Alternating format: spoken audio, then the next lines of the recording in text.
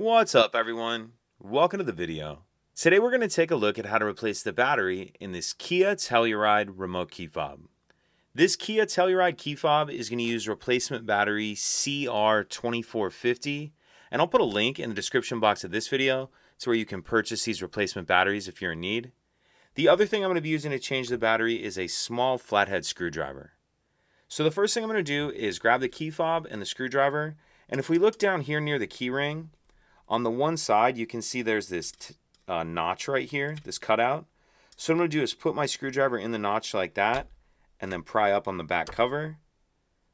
Go ahead and pull the back cover off, and now we see our battery right here. And I'll use this screwdriver just to carefully help push that battery out of its holder. Get our old battery out, and then we'll grab our new replacement battery. And you want to make sure that you're installing your new battery with the plus side up. Go ahead and slide it down in the holder, make sure it's all the way in there. Then we'll snap our back cover on, and that's it. If you could take a second to like and subscribe, it helps us out, and I'd appreciate it. Thank you.